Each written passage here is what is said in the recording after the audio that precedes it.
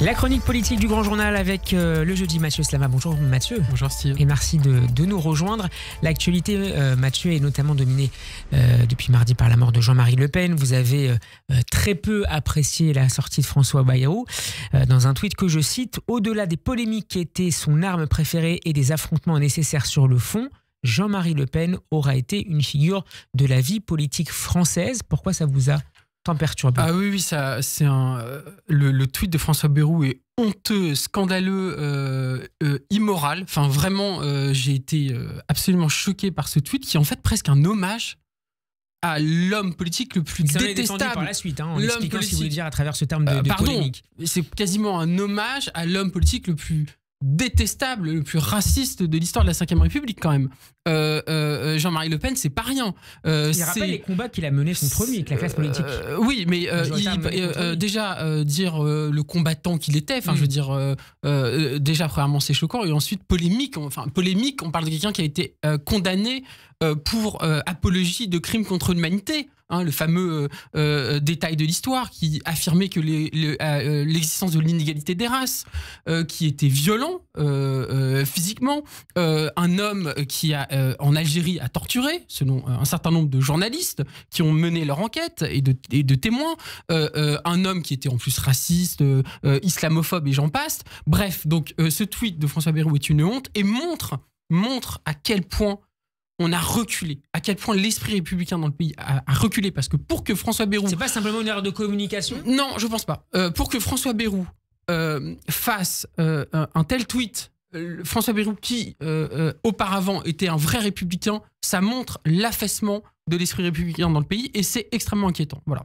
Il est toujours, François Bayrou, un républicain et c'est toujours un ardent défenseur des principes de la République, notamment contre l'extrême droite. Je n'en suis plus très sûr, vu comment il n'a pas rendu hommage en tant que tel. Non, mais vu comment déjà il a affirmé que la question du droit du sol à Mayotte, puisqu'on parle de ce sujet-là, le droit du sol à Mayotte n'était pas tabou, donc reprenant une idée de l'extrême droite, la remise en cause du droit du sol. Ensuite, en ayant Bruno Retailleau comme ministre de l'Intérieur, Bruno Retailleau qui est un homme de la droite dure, qui dit que l'immigration n'est pas une chance, qui parle des Français de papier, qui a parlé des bienfaits de la colonisation, qui a parlé de la régression vers les origines ethniques au moment des émeutes après la mort de Naël. Bref, François Bayrou joue un jeu dangereux. Mais donc, en tout cas, il y a aujourd'hui un phénomène qui est clairement la lepénisation des esprits que Robert Badinter avait évoqué dans les années 90.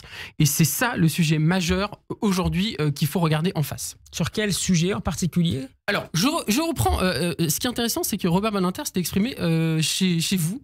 Chez nous. Voilà, à Radio J. Chez nous, exactement, en 2011. Et avait dit quelque chose, je trouve, prophétique. Il avait parlé de la lepénisation des esprits, qui est un thème que lui-même avait lancé. Et il avait dit, je cite... De façon permanente, le climat entretenu autour des questions de sécurité et d'immigration a engendré une lepénisation des esprits favorable à Jean-Marie Le Pen et aujourd'hui à Madame Le Pen, à Marine Le Pen, sa fille. Il a aussi regretté dans cette interview que le débat sur la laïcité, notamment au sein de la droite, était orienté vers nos concitoyens musulmans qui ont pu le ressentir comme une sorte de mise en accusation de ghettoisation. Et ça, c'est un sujet qui est fondamental parce que c'est aussi finalement la grande victoire de Jean-Marie Le Pen. Jean-Marie Le Pen est mort, mais il a gagné, notamment dans les idées, ses obsessions identitaires. Ces idées ont dépassé la seule sphère de l'extrême droite ? Bien sûr, évidemment. Ces idées sont devenues mainstream, sont même réutilisées par des modérés. N'oublions pas qu'au Parlement, la loi immigration qui a été votée l'année dernière a repris un concept cher à Jean-Marie Le Pen, la préférence nationale. Donc, la lepénisation des esprits, c'est finalement la reprise, la mainstreamisation, la républicanisation, je ne sais pas comment dire, de toutes les obsessions de Jean-Marie Le Pen sur l'immigration, sur la sécurité, sur l'islam, sur l'identité, etc., qui sont aujourd'hui des thèmes qui sont en permanence dans le débat public, en permanence. Et c'est ça, finalement, que moi, je retiens de la mort de Jean-Marie Le Pen.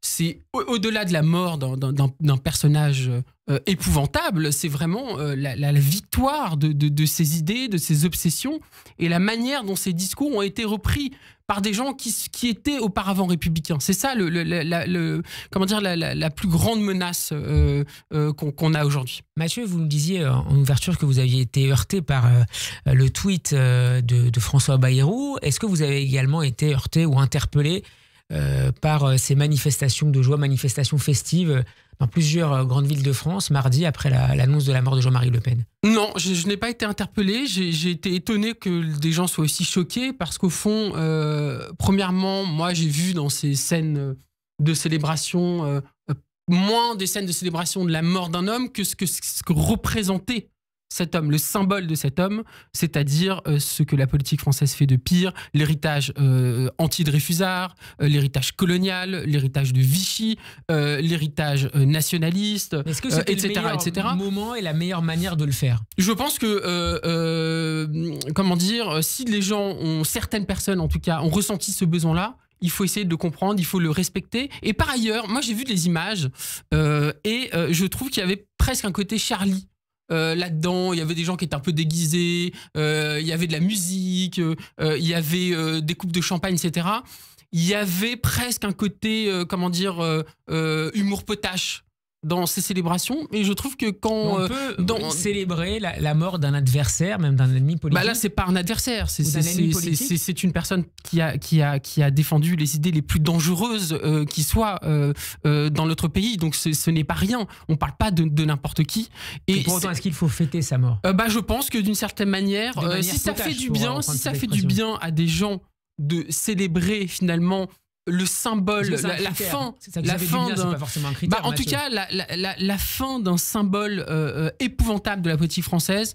Moi, en tout cas, moi, je ne condamne pas ces célébrations et presque je peux les comprendre au regard de encore une fois, de ce qu'a été Jean-Marie Le Pen dans la politique française, de ce qu'il représente et de l'héritage qu'il a laissé, raciste, antisémite, ne l'oublions pas, parce que c'était une personne d'un antisémitisme forcené.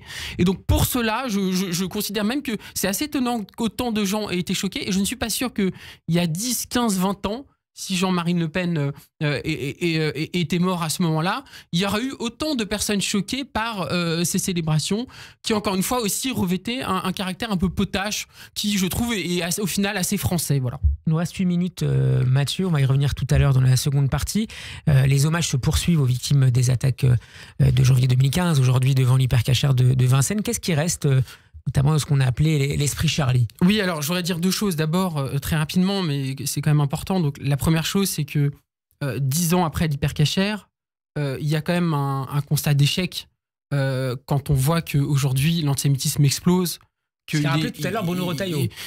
Oui, alors il y a un vrai constat d'échec par rapport au fait qu'on n'a pas, on a foiré quoi sur l'antisémitisme. On a clairement foiré quelque chose et qu'aujourd'hui l'antisémitisme explose, le sentiment anti-juif explose. Et d'ailleurs le racisme de manière générale dans le pays, c'est pas que l'antisémitisme hélas augmente. Et donc il y a un constat d'échec. Et sur Charlie, je voudrais dire une chose, c'est moi, je voudrais retenir quelque chose de Charlie. Parce que Charlie, c'était, on l'oublie un peu, mais c'était toute la bande, là, Cabu, Cavana, Volinsky, le professeur Choron, etc. C'est tout un héritage libertaire, anard, quoi, quelque part, qu'il faut absolument préserver contre l'ordre établi, contre les bigots, contre l'extrême droite, contre les DOM, contre la droite réac, contre tous ceux qui veulent diminuer la liberté. Et moi, je pense qu'il y a un héritage libertaire, anard de Charlie, qui était au cœur de ce qu'était Charlie Hebdo, qu'il faut à tout prix préserver aujourd'hui dans le contexte réactionnaire qui est le nôtre aujourd'hui. Merci beaucoup Mathieu Slamat d'avoir été avec nous. Bon après-midi. Merci Steve, bon après-midi.